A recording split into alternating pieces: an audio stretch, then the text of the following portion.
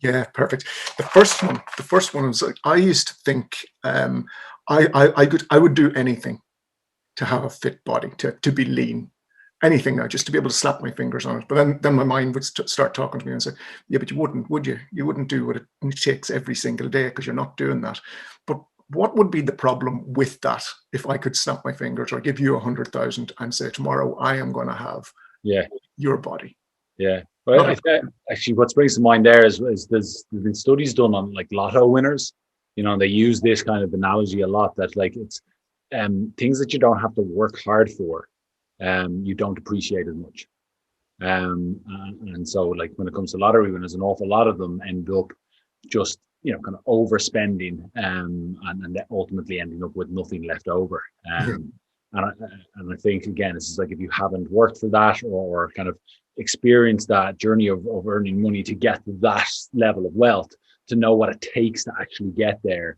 But then again, the appreciation of it probably isn't there. Even the appreciation of not just of the money, but like, what you hear is they buy these big houses, but then they cost X amount of tens of thousands to run each year. Cars with petrol and blah, all this kind of sort of stuff. All these extras on top. So the actual running of the estate becomes it's a business in itself. So that's the one thing about yeah, and it's not to say that if you earn your result, you're going to keep it either. But I think, yeah, is there anything from an identity perspective that would make a difference? yeah. So I think that's in terms of going back to the journey. Is the identity is created along the journey. Okay, so in terms of like everyone has a belief of who they are, in terms of what their limitations are. And let's say we're just going to use health and fitness exactly as it is. It's like people kind of have this kind of, okay, this is how fit I am. This is how strong I am. I'm not strong enough to do X. Oh, I could never do that. And they have their identity there. But what I've seen just kind of training thousands of people over the years is that identity starts to change, and it kind of moves along kind of a spectrum in terms of they're like, oh, I never thought I'd be able to do that. I never thought I'd be able to do, oh, this actually feels really good to do this, and so on. So their identity in terms of who they are fitness wise completely changes along the journey. So that they're kind of now this person who is like, well, I am the person that can go for, a run, or I can do X amount of squats, or I am strong. I'm a lot stronger than I used to be. I never thought I'd be able to do a 20-kilo goblet squat, and now I can. And I've seen people, from teenagers through to people in their 60s or 70s evolve like that, and actually discover that, wow, I never knew I was capable of doing that. And I think that's a really big, important lesson for people to experience, to actually go through these periods of self-doubt. I'm not sure if I could do it. I don't know. And then all of a sudden they do it and they're like, wow. Because that makes you stronger, that mentally and obviously kind of physically. Fully agree there. The belief, like for example, I was just counting back. I started trying to lose weight when I was 12 years old. This year I'm turning 50. So whatever that number is in between, I think it's 36 years or whatever. Yeah, I've been thinking of myself, I'm a fat person. So if I give you 100 grand, I would still be in my mind that person. And 6 months later, or I'd probably be close to back to where I was. So I think in terms of the journey I've been on over the last year, I've seen a change in myself as well. I've seen all the environmental things disappear from my life, and that affected me greatly because the habits I had formed were very much in relation to the environment I was in. So I was thinking, okay, what do I need to do now? It was interesting. Owen said the other day, you need to give yourself a kick in the arse sometimes, because that was an epiphany that I had. I was making excuses for myself when it comes to the mindset thing. I was thinking, what habits do I need to do now?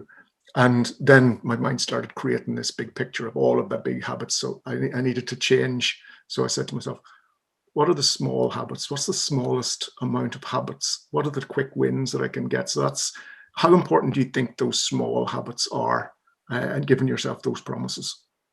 Yeah, like I think this is where a lot of people actually stumble in their, let's say if we're looking at weight loss, as a topic here in terms of their weight loss journey, but even, anything in regards to fitness and stuff like that, is they're looking at things on extreme levels. Do you know what I mean? And we've been bombarded with it. It's like extreme diets, extreme fitness, and blah blah blah. And it's like it's got to be all or nothing. And like I can't tell you the countless people I have sat in front and chatted to, and they're like, this all or nothing approach, and blah blah blah. And like it's either everything or I don't do anything. And it's just like, it's just not a long-term approach. It's not going to work, because like anything we do happen in terms of our life, in terms of how we grow up and become adults and learn things and skills and that kind of thing, happens in small steps. Like we learn to drive, we don't hop into an F1 car straight away.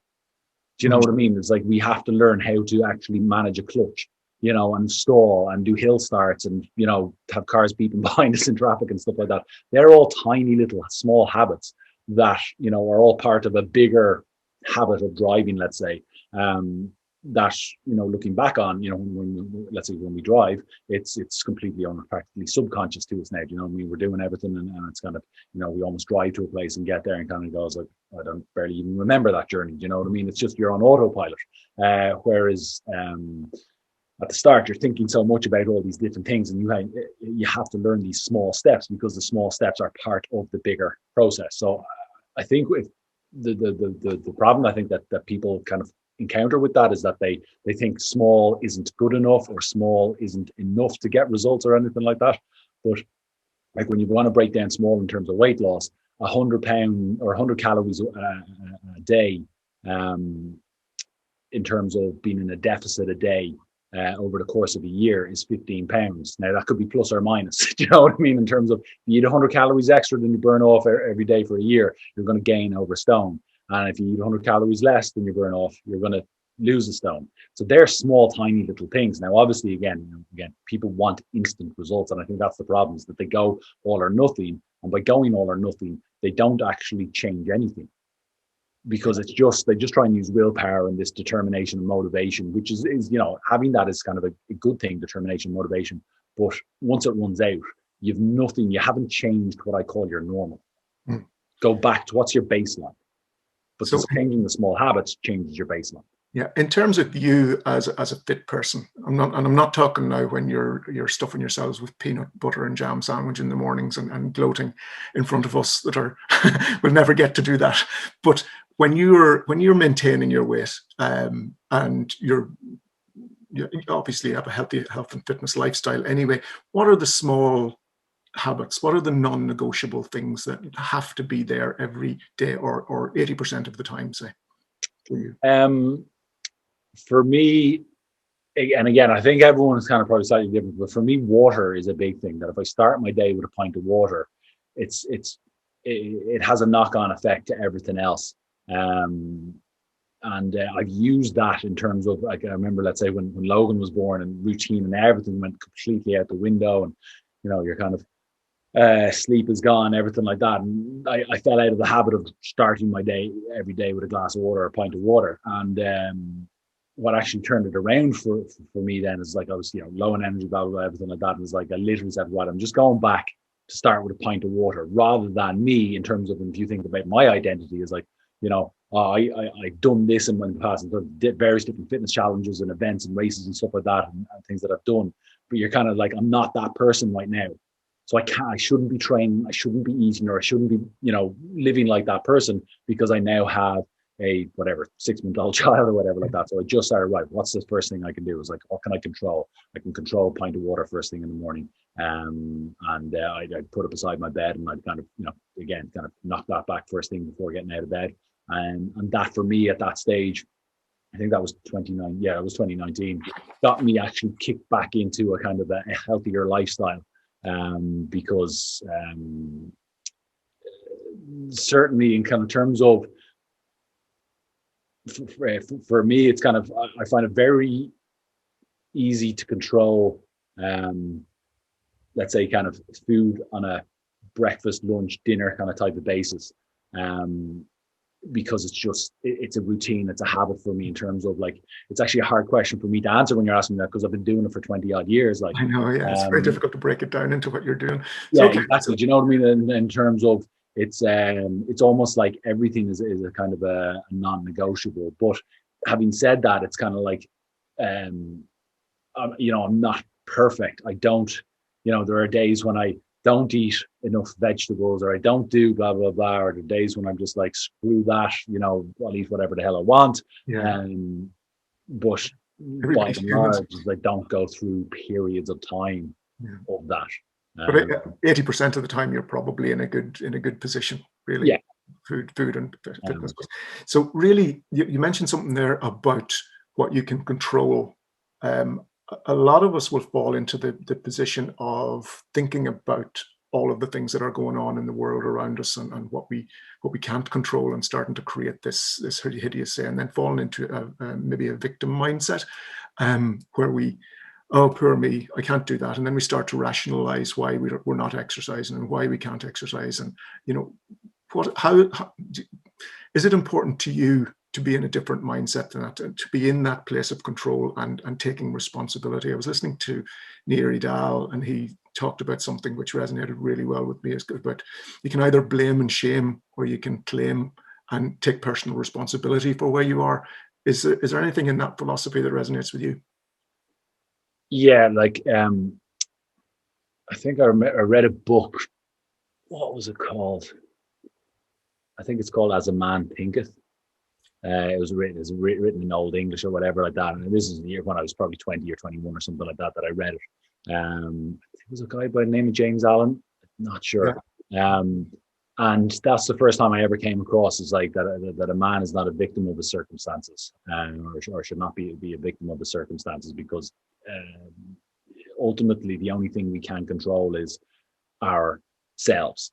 And in terms of anything that happens to us, it's more of our interpretation of what's happened rather than what actually happened itself. And there's numerous examples of people, succeeding and overcoming things in spite of difficulties and challenges and stuff like that, whereas other people, might not be strong enough to deal with, and they end up crumbling or not being able to, kind of overcome and that kind of thing. And I think there's another, let's say, book, Man's Search for Meaning by Viktor Frankl, and he kind of was in a concentration camp during World War II, and he kind of he was a psychologist, so I think I'm pretty sure he's a psychologist. So he was studying.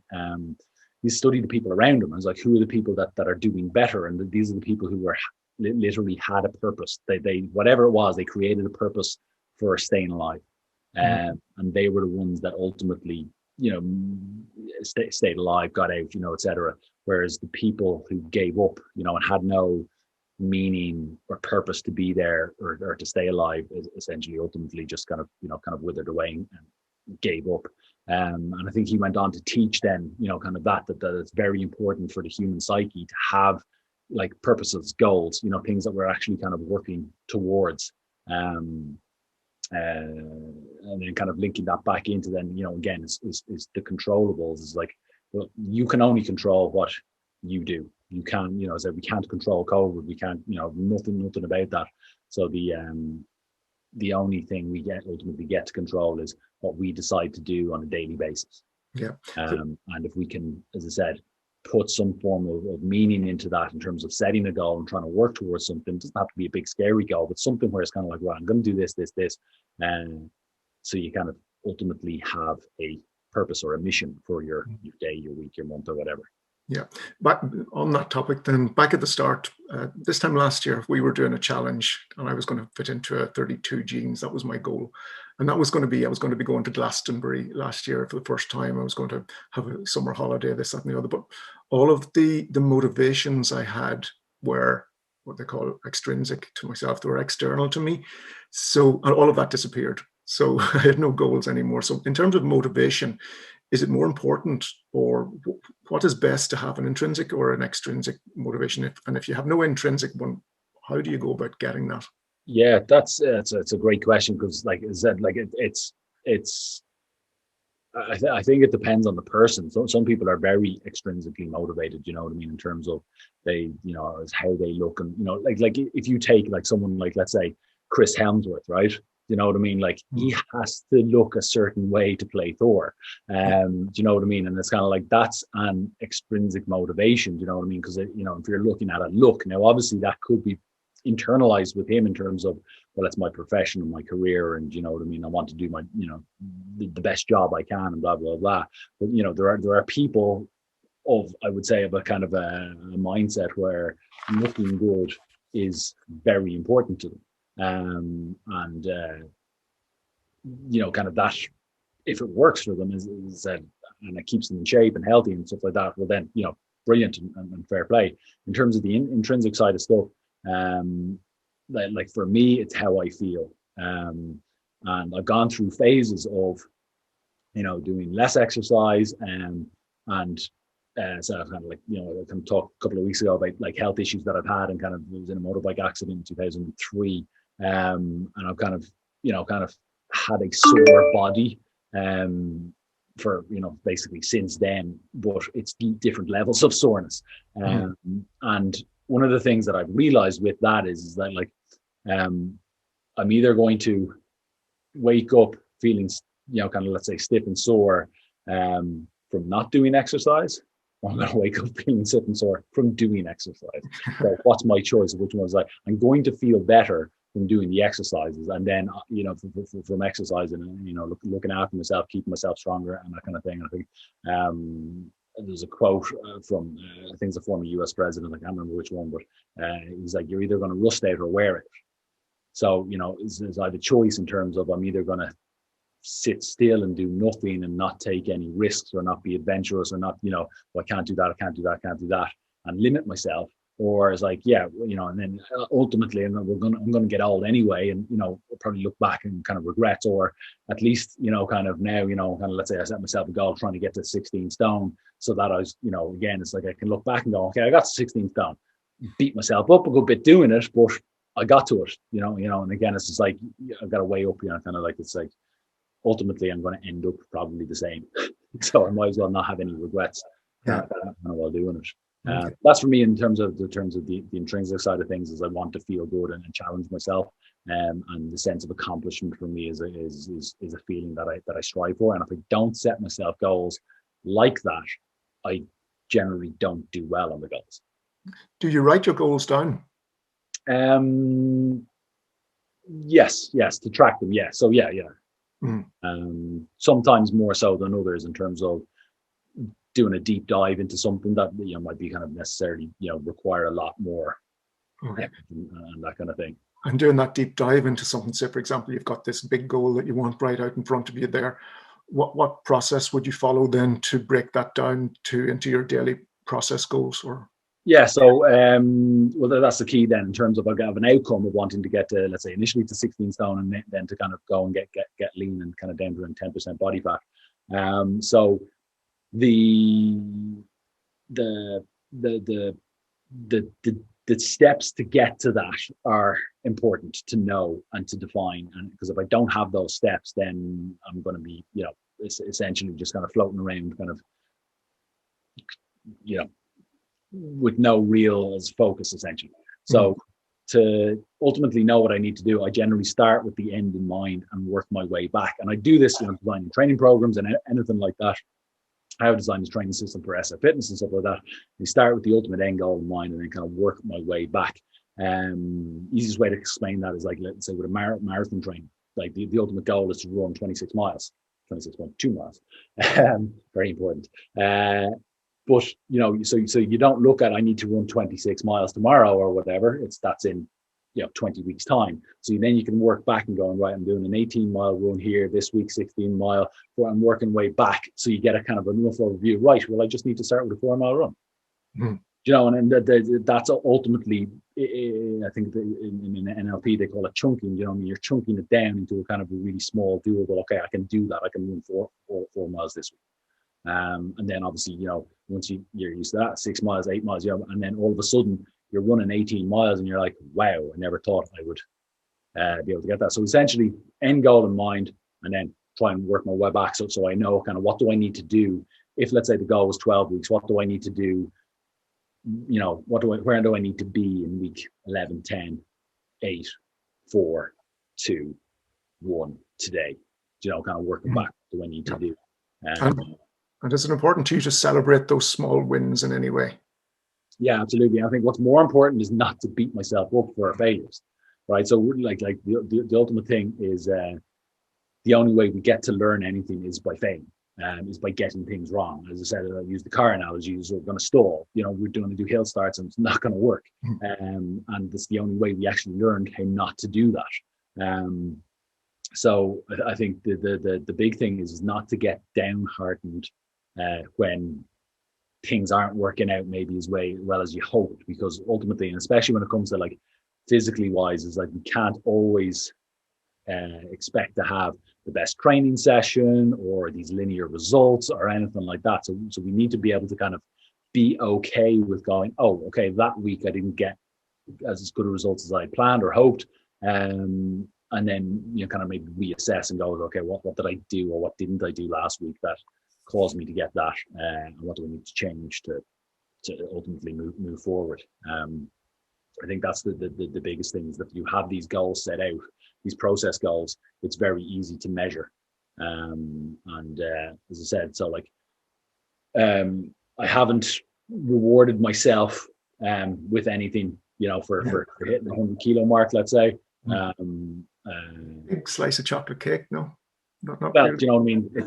So I get to eat. That's the great thing about bulking. I know. I suppose it's the reward, that side of things when it comes to getting leaner. And I have to watch my calories a hell of a lot closer. Is probably going to be harder, you know, in terms of, because there's going to be a lot more restriction in terms of. Yeah. I was actually reading a book or listening to a book. I can't remember what it was. It was called Tiny Habits by BJ Fogg. And that's where my approach now came to doing these tiny little things to just get out there and do a little walk and do 4 sets of air squats a day. But one of the things he says is just get that dopamine hit when you do those things. So it's just like coming in, I've done my walk, just go, yeah. And you can almost feel the rush of it going through your system. And I think the idea is your body can get addicted to those little hits of dopamine, and it's great for keeping you going. Yes, that's what I generally do in my workouts.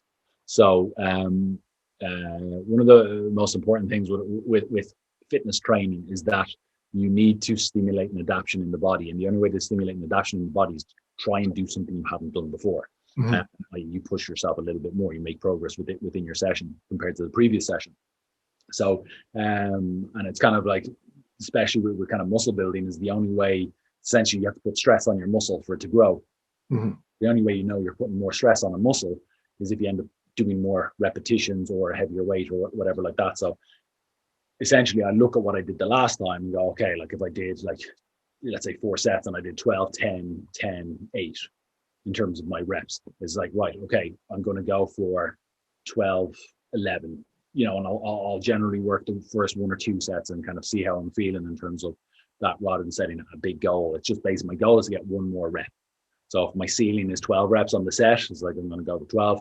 I want to get all 4 sets of 12. And I've got 12, 10, 10, 8. And I just go 12, 11. And then anything after that's a bonus. Okay. And invariably enough, you know, I get an extra 1, 2, maybe 3 reps per, you know, kind of 4 sets or whatever. But every time I'm doing that, I'm telling myself, I'm making progress, I'm making progress, I'm making progress, I'm making progress. And it might sound tiny.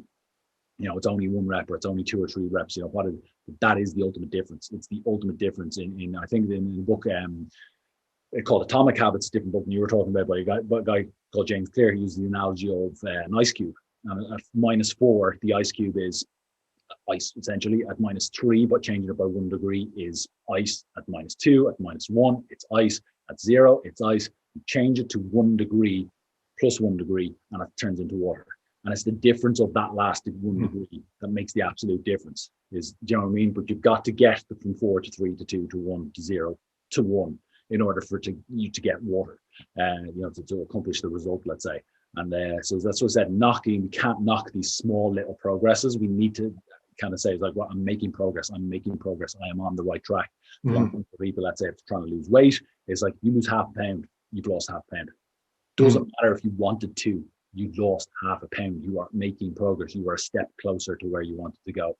And I think it's a big thing that when it comes to weight loss, we need to not beat ourselves up over only losing a pound or a half pound or whatever is going, yes, I'm on the right track. I'm still kind of making progress. I think that's very important, telling your mind that you're on the right track, because it'll release the right neurotransmitters as Yeah, well. it's been shown in science now, in neuroscience, that they actually go, wow, look what the brain does when you actually tell yourself you're doing Yeah. good. Yeah. And also, you know what I mean? Now, it almost sounds like common sense, but, you know, we've had to study the brain, go, wow, that actually really helps, rather Yeah. than being hard on ourselves and negative on ourselves. It's like, it's the way I always kind of, like if I was a trainer and I'm training you and you're doing a set of squats, I'm going, Jesus, Sean, that looks really hard. You're struggling through that. Jesus, like, you know, As like I'm already telling that stuff like that. myself. You know what I mean? Like, I Yeah. know the reason I'm saying that is because I know it's a lot of people who are kind of negatively Yeah. talking themselves down during the set. Rather go, no, I can do this. Come on, keep going. It doesn't matter if it's hard. It's meant to be hard. It's the whole, you know, it's the only way your body actually gets fitter and stronger is Yeah. by doing a hard thing. Yeah. So it's interesting how our mindset's different, because exercise was never really my thing. Like, I would have avoided PE at school at all costs. And when starting off in SF Fitness, like, I had been to many gyms, many personal trainers, but starting off, I came to it was kind of the last resort for me, really, because I was always getting sore, I was always hurting myself, and I had this fear of exercise. So that's where I'm starting off when I'm doing one of your programs. Going, I was like, oh, I hate this. I really hate this. And that's the mind, that's the chatter that was going on. God, I hate this. I wish this was easier. How do I get out of doing this? and my mind would try and think of you know, how to make this easier for me. So he's always managed to catch me out, though. So for me, it's important. Well, I don't know whether it's important or not, but for me, it's nice to get to the stage where I can do this now. A little bit of time before I jump to the next stage and push myself on. So that's nice. I was like, oh, I can do this. Yeah. But you don't let that happen in SF Fitness, because it's all next step. So I just thought I'd get that in there. That's probably why I was like, I'll keep a little bit back and not tell you everything. And an awful lot of people do. And look, at the end of the day, is like, if I had a trainer pushing me and training me at the moment, I have no doubt I would be training harder. Mm-hmm. Now, whether I would enjoy that or not is another story. Do you know what I mean? In terms of, you know, but again, it's like, you have to marry the physical and the psychological aspects to that, in terms of figuring out what works best for, let's say, kind of you, in terms of your psyche, to get some form of enjoyment out of either completing a workout, or, do you know what I mean, completing a program, or, you know, that kind of thing, or mastering an exercise, and then the physical needs of the body in order to continue making progress. It is interesting, though, you talk about the psyche there and the psychology of it there. I noticed when Cian puts press-ups or push-ups into my, whatever they're called these days, into my program, I said, this is great. Now I'll be able to see myself progressing those. And I started them. I was like, okay, the last time I was doing these, I was a stone lighter than I am now. This is really hard. And that started the ball rolling in an opposite direction of where I wanted to go. And every morning I got up and that I had that on my program, I was like, oh God, I hate this. This is horrible. I hate this. And I caught myself doing it. And I was like, I need to change this. And then when I noticed that as well, I noticed, you know, you'd say good morning to Cian on the thing, or whoever was training. And it's like, how's things this morning, Sean? I was like, oh, you know, I didn't sleep that well. Oh, it was a bit shitty. And I noticed other people doing it as well. You know, no, I wish I had to go to work, blah, blah, blah, grumbling to ourselves. And I decided to change that mindset a little bit, just to see if it made a difference. And it made a huge difference, just saying, okay, I can do this. I can really, you know, I can see myself doing it now, and I'll pretend I'm enjoying it to begin with. The whole workout got easier and less stressful on me, and I started looking forward to it again. So it's amazing the difference the voice in your head makes. Absolutely. It goes back to, again, like, you know, in terms of, like, if you were a trainer telling you how hard, you know, it is, and blah, blah, blah, you're not going to push yourself nearly half as much as, like, come on, you can do it. Right, that was a brilliant looking rep. You definitely got one or two more. Come on, try one more. Try, you know, kind of, you know, in terms of its motivational language, do you know what I mean? Its motivational tone and that kind of thing. But definitely, in terms of how your approach to your workout is going to make a massive difference on what you put into it, and then ultimately how you feel, you know, kind of during and after the workout. So yeah, in terms of like you've decided to work out and you've shown up at the gym. So ultimately you're doing the workout. You might Yeah. as well make it as enjoyable as possible rather than as least enjoyable as possible. So, and that comes in terms of, as well as like initially your own responsibility of was like, okay, how can I, kind of be nicer to myself ultimately, and kind of goes, kind of embrace the challenge. It's going to be hard, but it's going to be a lot harder if you're telling yourself, this is so hard, I hate this, blah, blah, blah, that kind of thing. Whereas if you can reframe it and try and kind of find, as I said, look, okay, what are the positive, like even when you're telling me the story about the push-ups there, it's like, well, let's flip that into a bench press. If you were doing a bench press and I added weight to your bench press, would you feel negative or positive? And you were doing them. Do you know what I mean? Yeah, no, I'd feel positive about it. Yeah. I'm lifting more weight. Do you know what I mean? But when it becomes to our weight, it's like, oh shit, I'm lifting more weight. God damn it. Do you know what I mean? It's just flipping it a different way. It's like, okay, so those push-ups would add a heavier body weight are going to make you stronger. Mm-hmm. Yeah. And absolutely, it's mindset is so important. Just want to bring it to stress. And again, a lot of this is coming from my own personal experience. I know when I joined SF Fitness, I was very stressed, and there's been times of high stress. And I noticed that when I started dealing with those stress, weight started to go down. Do you think is stress, if someone is very stressed or they're dealing with micro stressors all the time, or just at a high level of in fight or flight or all the time, does that make it more difficult to lose weight or manage your weight? I'd say to manage your weight is a better phrase, because there are a lot of people who I've come across who'd be very high stress and who'd be almost underweight. Okay. And it's just a different person's coping mechanisms towards that I've met people who are so stressed and, like, let's say high strung, that they're go, but they almost kind of like ignore food. It's just like, they they're kind of like food is completely afterthought, because it's just, I've got to get this, I've got to get this done, and they end up eating too little, and obviously that's going to lead to, this fatigue. If you're exercising, it's very hard to recover. If you're completely under eating all the time, or not choosing, kind of nutritious foods as well, and that side of things. So then on the flip side, then in terms of, people kind of struggling to lose weight, because of stress, again, it's like stress, your body. While stress is important, stress is only one part of your nervous system. On the other side of it, you've got what's called rest and digest. So it's like your fight or flight and your rest and digest. And the digest is important there. When you're digesting, your body is in what's called its parasympathetic nervous system. So, i.e., when you eat food, parasympathetic is the opposite of stress. It's calm, it's relaxed. So when you're digesting food, your body is in that. Gets forced into that parasympathetic nervous system. So people can then, kind of, as they turn to food for comfort, or alcohol or whatever. And again, it doesn't need to be massive amounts. It's not necessarily, that they're kind of binge eating or anything like that. But it's just that the extra little bit, like I mentioned, the 100 calories a day type of thing could lead to a 15-pound weight gain in a year. It's their coping mechanisms. Yeah. So that causes it. It's in terms of hormonally and what's happening in the body. It's those the hormones don't create fat out of nowhere. Do you know what I mean? It's like, but they can influence your hunger and your activity level and your amount of calories that you might or might not burn throughout a day and that kind of thing. Yeah, so it's probably in our own best interests to create an environment within our bodies. Obviously, a lot of my questions are about weight loss here, because that's my pet topic. But creating an environment in the body that is really conducive to losing the fat.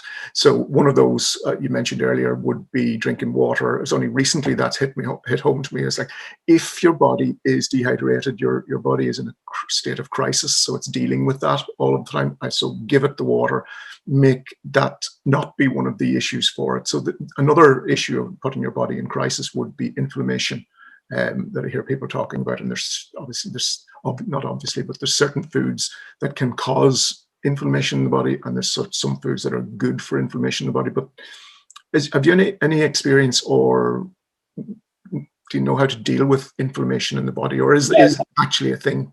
Well, so medically, yes, it is a thing, but there are certain blood tests that you we'll have to take in order to get that. And interestingly enough, my dad's got rheumatoid arthritis, and he was diagnosed when he was 26. We call him the bionic man. He's got like 2 artificial hips, an artificial knee, an artificial shoulder. Like he's had operations on his feet and all sorts of stuff. But so I've had joint issues. Now again, I was knocked off a motorbike and thrown X amount of yards down the road, rolling and bouncing along the tarmac. But I've had stiff, achy joints throughout my life. But I've gotten measured, and they measure for these inflammatory markers in the body. And my last blood test, or last January when I got blood tests, and it was like, no, there's absolutely nothing. I'm like, I get these stiff, achy joints, and it's like, that's not medical inflammation, and something else kind of going on. But so that's, let's say, in terms of what actual medical inflammation is, there are certain blood tests that you can get for these markers, whether you have true inflammation or not. Now, inflammation gets bandied about. I think the whole kind of gluten-free side of things, kind of really popularized the term inflammation, and it's almost to do with the gut and kind of getting bloated and digestive discomforts and that kind of thing, which is something that I've kind of looked into quite a bit myself. I had 2 stomach ulcers, I think, when I was 18 or 19, I think. I was diagnosed with 2 stomach ulcers, so I kind of had digestive issues, and kind of poor appetite and that kind of thing. So I remember going gluten-free, and this was back in 2003. Kind of went gluten. What nobody knew what gluten was. There was no fancy gluten-free aisle in the supermarket or anything like that. But I remember doing that and then eating a roll for lunch one time, and I hadn't had it, in ages, and I ended up getting a massive bellyache, like to the point where I had to sit down on the floor. Wow. And I didn't link it or anything like that, but I had a roll again like 2 or 3 weeks later, and the same thing happened. And then for me, that in my head was like, right, I'm gluten intolerant and all this sort of stuff. And so I immersed myself in trying to kind of learning more about this. But the more I learned about it, was that it's more about it's different foods and substances react differently with different people. And the actual initial study that the guys did, and when they kind of hypothesized the gluten kind of theory, which they call it non-celiac gluten sensitivity. So you've got celiac disease, which you can measure and actually kind of say, yes, you have celiac disease. Or again, they call this non, but ultimately what they discovered was it was a range of different types of essentially carbohydrate.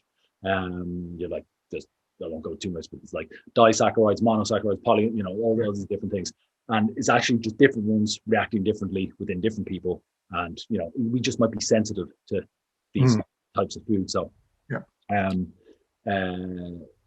So you mentioned there, sorry to interrupt you, the gut microbiome. I think you did. If you didn't, I'm imagining it, but I think it's quite important. So what's your opinion on the gut microbiome? I was listening to Tim Spector and on a podcast the other morning, and there's this idea that lean people have a different gut microbiome than overweight people. Obviously, there's quick fixes probably coming down the line for that. But in terms of a more sustainable approach, what would you recommend as being good for a healthy microbiome? Yeah, so the basically, again, it comes out again, it's like what's going on in there is very complex. There are more bacteria in our body than cells in our body. Like that's just it's almost unfathomable. Like when you're talking trillions, you know what I mean? You're talking that amount. It's almost unfathomable. These are like microscopic, tiny little organisms living inside our body. The problem with that is because of there's trillions, we can't identify them and study them all.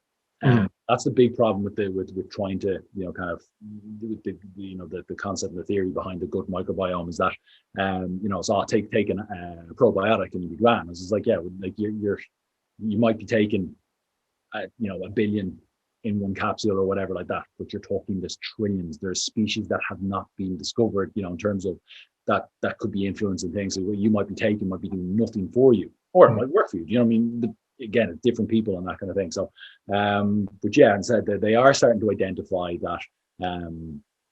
Now, again, whether it's like what comes first, chicken or the egg, is like, does the healthy person have a healthy gut microbiome because they're healthy, or they're healthy because they have a healthy gut microbiome. You know what I mean? It's kind of like, and the honest answer, they don't know yet. You don't know yet, There's yeah. a huge amount of research into that. But in terms of the gut and feeling better in there, I really think at the moment all we can do is an individualized kind of approach. So I've helped people with gut issues feel better, and whether they were underweight or overweight or whatever, purely by, again, it's my own experience as well, is finding out what works for them. So record a diary, record a food diary, record how you feel while you're eating, how you feel an hour after eating, and stuff like that, and identify foods that you can eat that make you feel okay. And then I'd obviously identify foods that you can't eat because you feel sluggish, lethargic, bloated, pain, cramping, whatever it is, afterwards. And there's obviously then is the foods that make you feel lousy. Well, don't eat them. More the same, as often as the other foods.